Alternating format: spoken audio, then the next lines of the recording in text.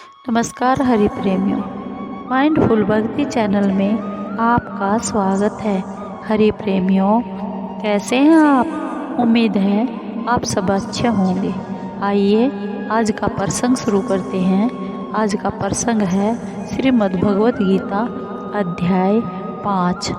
हरि प्रेमियों, वीडियो को अंत तक जरूर देखना। अगर आप चैनल पर नए हैं तो प्लीज़ सब्सक्राइब करें और बेल आइकॉन को ज़रूर दबाएं ताकि आप तक हमारे सारे नोटिफिकेशन पहुंचते रहे। हरि प्रेमियों, आइए जानते हैं।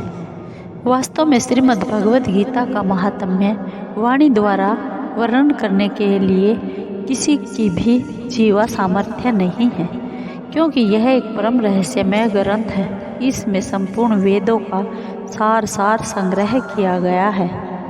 जो मनुष्य शुद्ध चित्त होकर प्रेम पूर्वक इस पवित्र गीता शास्त्र का पाठ करता है, वह भय और शोक आदि से रहित होकर विष्णु धाम को प्राप्त कर लेता है। जो मनुष्य सदा गीता का पाठ करने वाला है तथा प्राणायाम में तत्पर रहता है, उसके इस जन्म और पूर्व जन्म में किए हुए समस्त पाप निसंदेह नष्ट हो जाते हैं। जल में प्रतिदिन किया हुआ स्नान मनुष्यों के केवल शारीरिक मल का नाश करता है, परंतु गीता ज्ञान रूप जल में एक बार भी किया हुआ स्नान संसार मल को नष्ट करने वाला है। जो साक्षात कमलनाभ भगवान श्री विष्णु के मुख कमल से प्रकट हुई है, उस गीता का ही भली भांति गान करना चाहिए। अन्य शास्त्रों के विस्तार से क्या लाभ? जो महाभारत का अमृत सार है तथा जो भगवान श्री कृष्ण के मुख से प्रकट हुआ है, उस गीता रूप गंगा जल को पीकर पुनः इस संसार में जन्म नहीं लेना पड़ता। श्री भगवत गीता अध्याय 5। अर्जुन बोले, हे कृष्ण, आप कर्मों के संन्यास की और फिर कर्म योग की प्रशंसा करते हैं, इसलिए इन दोनों में से जो मेरे लिए एक भली भांति निश्चित कल्याणकारक साधन हो, उसको कहिए। श्री भगवान बोले, कर्म संन्यास और कर्म योग ये दोनों ही परम कल्याण के करने वाले हैं, परंतु उन दोनों में भी कर्म संन्यास से कर्म योग साधन में सुगम होने से श्रेष्ठ है। हे अर्जुन, जो पुरुष न किसी से द्वेष करता है और न किसी की आकांक्षा ही करता है, वह कर्म योगी सदा सन्यासी ही समझने योग्य है, क्योंकि राग द्वेष आदि द्वंद्वों से रहित पुरुष सुखपूर्वक संसार बंधन से मुक्त हो जाता है। उपर्युक्त संन्यास और कर्म योग को मूर्ख लोग पृथक पृथक फल देने वाले कहते हैं, न कि पंडित जन, क्योंकि दोनों में से एक में भी सम्यक प्रकार से स्थित पुरुष दोनों के फल रूप परमात्मा को ही पाता है। ज्ञान योगियों द्वारा जो परम धाम प्राप्त किया जाता है, कर्म योगियों द्वारा भी वही प्राप्त किया जाता है।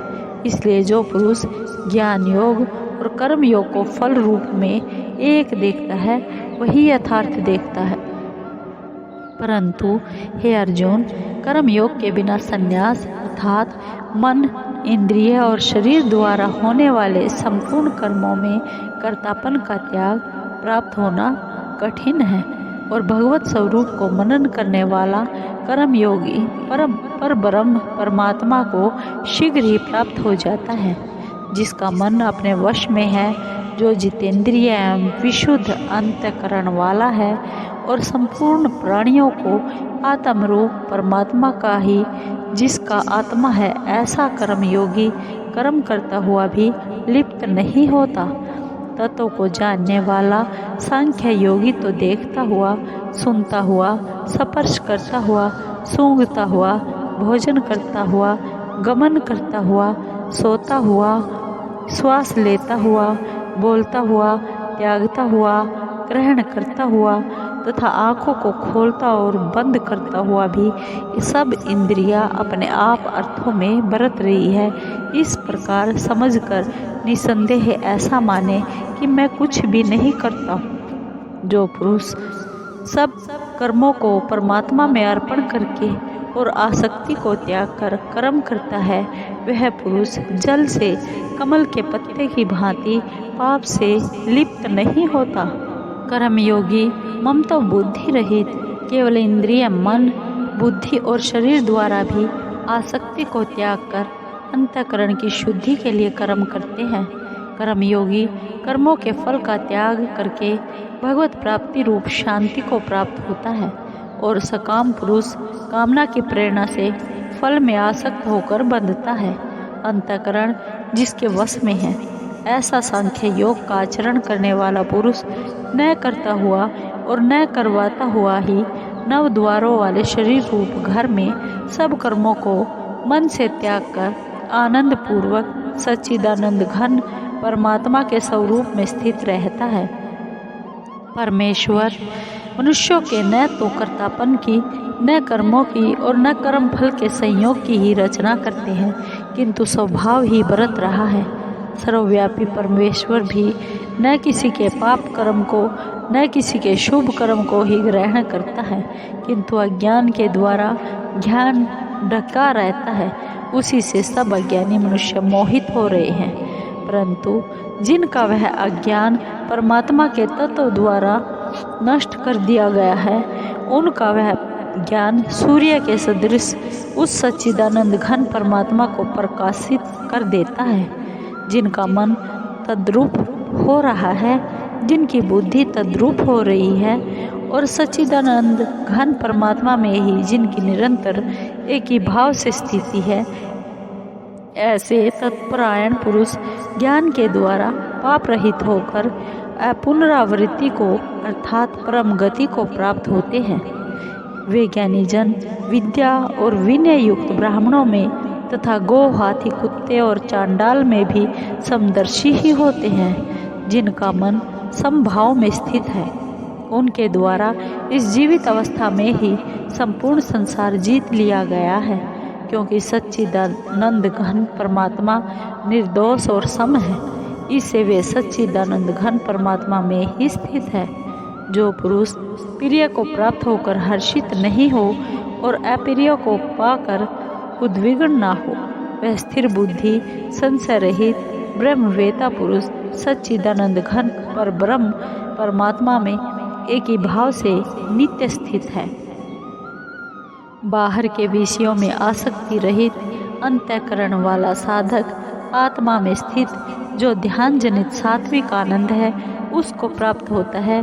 तदंतर वह सच्चिदानंद घन पर ब्रह्म परमात्मा के ध्यान रूपी योग में अभिन्न भाव से स्थित पुरुष अक्षय आनंद का अनुभव करता है। जो ये इंद्रिय तथा विषयों के संयोग से उत्पन्न होने वाले सब भोग है, यद्यपि विषय पुरुषों को सुख रूप भासते हैं, तो भी दुख के ही हेतु होते हैं और आदि अंत वाले अर्थात अनित्य हैं। इसलिए हे अर्जुन, बुद्धिमान विवेकी पुरुष उनमें नहीं रमता। जो साधक इस मनुष्य शरीर में शरीर का नाश होने से पहले पहले ही काम क्रोध से उत्पन्न होने वाले वेग को सहन करने में समर्थ हो जाता है, वही पुरुष योगी है और वही सुखी है।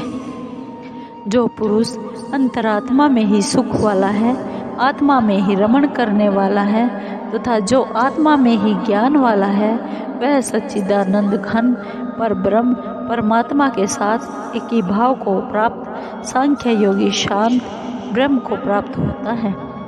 संशय ज्ञान के द्वारा निवृत्त हो गए हैं, जो संपूर्ण प्राणियों के हित में रत है और जिनका जीता हुआ मन निश्चल भाव से परमात्मा में स्थित है, वे ब्रह्मवेता पुरुष शांत ब्रह्म को प्राप्त होते हैं। काम क्रोध से रहित जीते हुए चित्त वाले पर ब्रह्म परमात्मा का साक्षात किए हुए ज्ञानी पुरुषों के लिए सब ओर से शांत पर ब्रह्म परमात्मा ही परिपूर्ण है। बाहर के विषय भोगों को न चिंतन करता हुआ बाहर ही निकाल कर और नेत्रों की दृष्टि को भ्रिकुटी के बीच में स्थित करके तथा नासिका में विचरण करने वाले प्राण और अपान वायु को सम करके जिसकी इंद्रियां मन और बुद्धि जीती हुई हैं, ऐसा जो मोक्ष पारायण मुनि इच्छा, भय और क्रोध से रहित हो गया है, वह सदा मुक्त ही है। मेरा भक्त मुझको सब यज्ञ और तपों को भोगने वाला, संपूर्ण लोकों के ईश्वरों का भी ईश्वर तथा संपूर्ण भूत प्राणियों का सुहृद अर्थात स्वार्थ रहित दयालु और प्रेमी